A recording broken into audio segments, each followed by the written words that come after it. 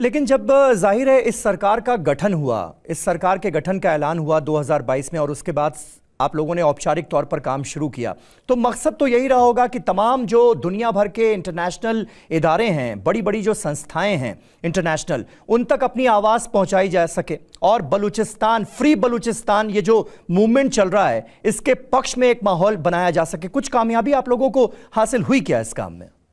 कामयाबियाँ तो बहुत हैं। कुछ कामयाबियाँ हमें डिप्लोमेटिक लेवल पर हुई हैं।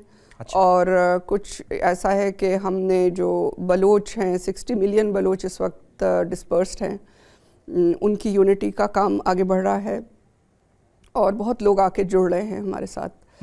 और इसमें जो यूनाइटेड नेशंस में हमारी जो प्रेजेंटेशंस हुई हैं, जिसमें हमने अपील की है, डिमांड की है, जो भी कह सकते हैं, कि बलूचिस्तान पर एक स्पेशल रेपोर्टर यूनाइटेड नेशंस को अपॉइंट करना चाहिए।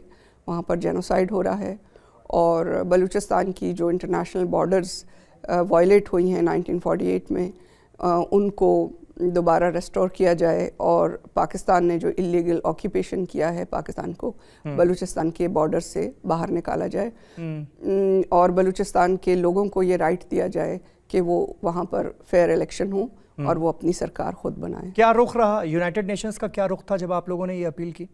देखिए, एक तो कामयाबी हम समझते हैं कि इस बार यूएन में बहुत कम ऑर्गेनाइजेशंस को जो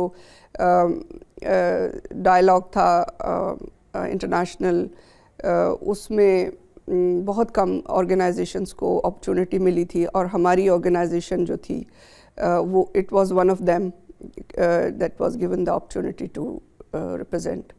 तो सुना तो उन्होंने, लेकिन सुनने के बाद जो उस पर काम करने की ज़रूरत है या अमल करने की ज़रूरत है, वो हम देख रहे हैं कि उस पर अमल किस तरह से वो करते हैं। और यहाँ जो है रोल आता है उन कंट्रीज़ का, उन गवर्नमेंट्स का जो समझते हैं कि हम फ्रीडम पर यकीन रखते हैं, हम ह्यूमन राइट्स पर यकीन रखते हैं जी, जो हमारे नज़दीक तरीन हैं, जैसे आप लोग हैं। और अब इस ग्लोब में सभी नज़दीक हैं, छोटा सा ग्लोबल विलेज हो चुका है। बिल्कुल। तो हम सारी जो इंटरनेशनल कम्युनिटी है उससे ये एक्सपेक्ट करते हैं कि हमारी आवाज़ को यूनाइटेड नेशंस में वो आगे बढ़ाएं ताकि इसको एक सीरियस मैटर के तौर पर इस पर वोटिंग की जाए।